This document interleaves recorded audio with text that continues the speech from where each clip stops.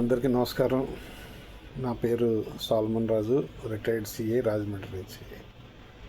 ఈరోజు ఈ వీడియో చేయడానికి గల కారణం ఏంటంటే, మొన్న 20వ తారీఖుని ఒకే రోజు 2 హత్య కేసుల్లో 2 తీర్పులు వచ్చినాయి.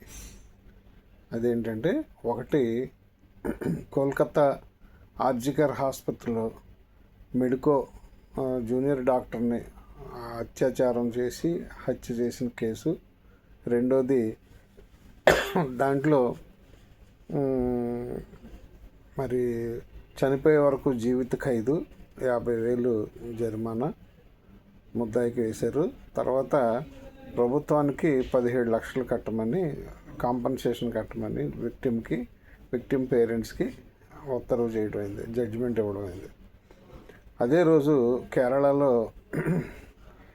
గ్రీష్మ అనే అమ్మాయి, 24 ఇయర్స్ అమ్మాయి, ఆమె లవరు మరి షారూన్ రాజ్ అనే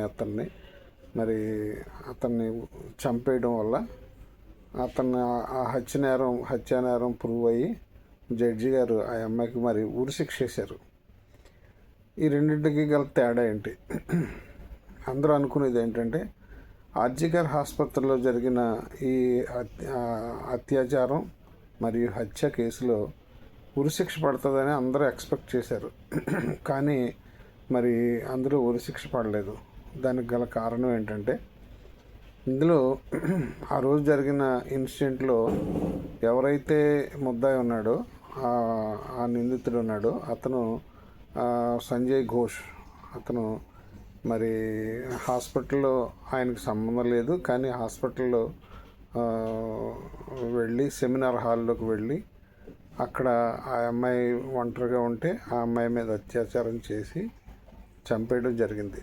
అంటే అది ఆ అమ్మాయి మరి ఏ పొజిషన్లో అతను చూశాడో తెలియదు, కానీ అతను చంపేయడం వల్ల ఆ అమ్మాయి ఒంటి మీద ఉన్న గాయాల వల్ల మనం అనుకునేది ఏంటంటే, అతను ఒక చేత్తో, కుడి చేత్తో ఆ అమ్మాయి నోరు ముక్కు మూసి ఎడం చేత్తో నెక్ మీద, ముంజైని నెక్ మీద పెట్టి దాన్ని అలా చేస్తే మరి స్మాదరింగు, తర్వాత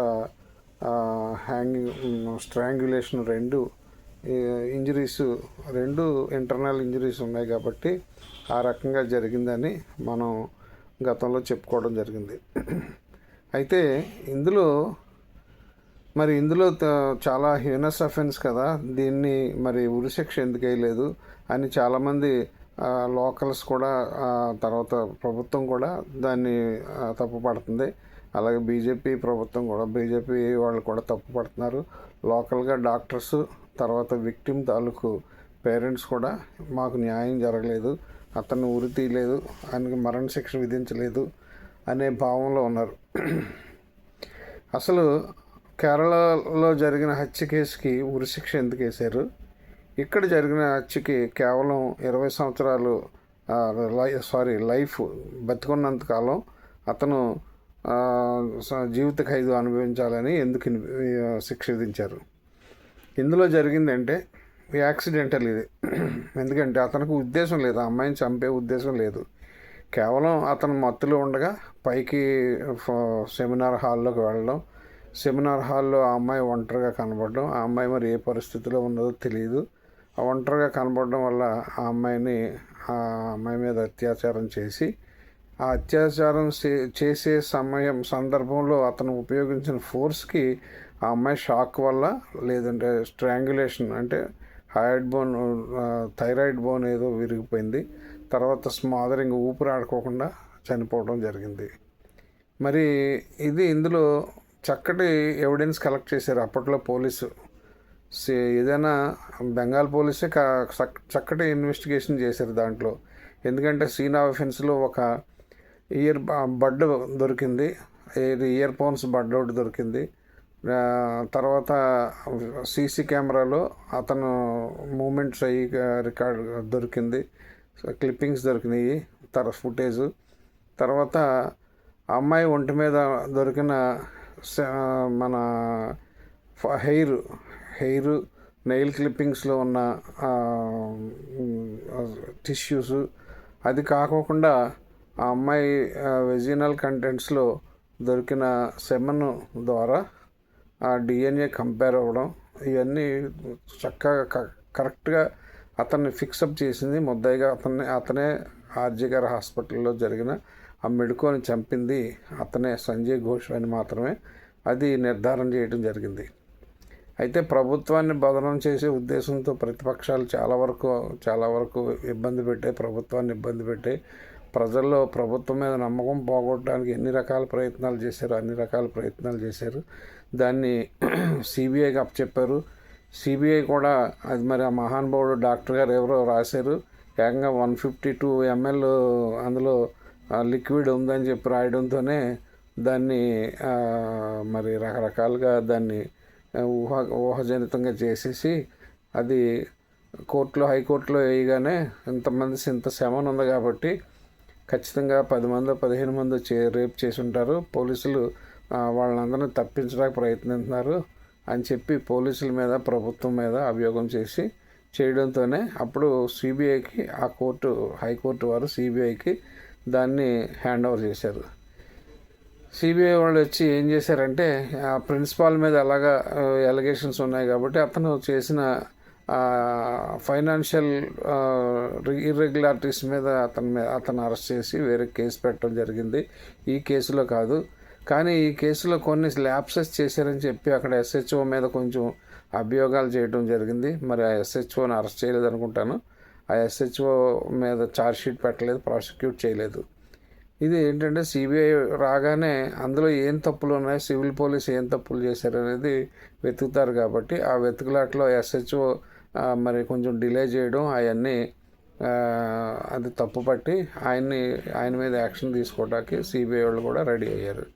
సరే, ఇందులో మనం కూలంకషంగా చూస్తే ఇందులో మన ఆర్జికర్ హాస్పిటల్లో జరిగిన దాంట్లో ఆ ముద్దాయికి ఖచ్చితంగా ఆ అమ్మాయిని చంపాలని ఎక్కడా ఉద్దేశం లేదు. ఎందుకంటే నరహత్య అంటే చంపాలనే ఉద్దేశంతో అతన్ని చంపాలి. ఎవరైతే మృతుడు ఉన్నారో ఆ మృతుడిని చంపాలి. కానీ ఇందులో చంపాలనే ఉద్దేశం లేదు. కేవలం అతను అత్యాచారం చేసే క్రమంలో మాత్రమే ఆ అమ్మాయిని చనిపోవడం జరిగింది. సరే, ఇక్కడ కేరళ ఇష్యూకి వచ్చేటప్పటికి ఆ అమ్మాయి ఖచ్చితంగా ఆ అబ్బాయిని చంపాలని నిర్ణయం తీసుకుంది. ఎందుకంటే ఆ అబ్బాయితో లవ్ అఫైర్ నడిపింది, చాలా కాలం ఇద్దరు ప్రేమించుకున్నారు, తిరిగారు. మరి అతను ఫస్ట్ టైం అతనికి పారాసెటమాల్ హై డోస్ ఇచ్చేసిందట. ఆ విషయం చెప్పారు. ఆయనకి చేదుగా ఉందని చెప్పి అతను తాగడం మానేశాడట.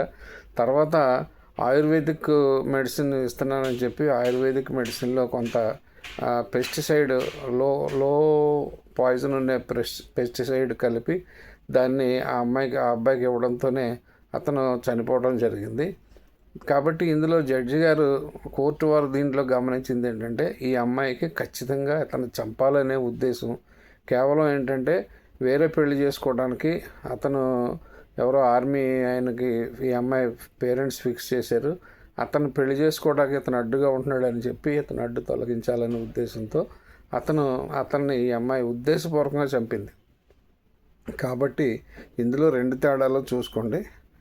ఆర్జికర్ హాస్పిటల్లో దానికి ఉద్దేశపూర్వకం కాదు, అతను అత్యాచారం చేసే సమయంలో ఉపయోగించిన ఫోర్స్ వల్ల ఆ అమ్మాయి షాకు ప్లస్ గాయాల వల్ల చనిపోయింది. ఇందులో అయితే ఉద్దేశం ఉంది, ఖచ్చితంగా అతను చంపేయాలని, అతను అంతం చేయాలనే ఉద్దేశంతో ఆ అమ్మాయి అతను చంపడం జరిగింది. కాబట్టి ఇందులో ఉరిశిక్ష వేయడం జరిగింది. అందులో మరి లైఫ్ ఇంప్రిజన్మెంట్ అంటిల్ డెత్ అందులో వేశారు. కాబట్టి చాలామంది కన్ఫ్యూజ్ అవుతున్నారు. ఈ రెండు తీర్పులు ఒకటే, రెండిట్లోనే చనిపోయారు కదా, వ్యక్తులు చనిపోయారు కదా, మరి ఎందుకు ఇలాగా 2 తీర్పులు వచ్చాయి, మన చట్టానికి 2 రకాల తీర్పులు వస్తారా అనేది ఆలోచిస్తారు సామాన్య మానవులు. కానీ ఇది చట్టం తెలిసిన వాళ్ళు ఎవరైనా సరే 2 తీర్పులు సరైన తీర్పులే. అయితే ఇందులో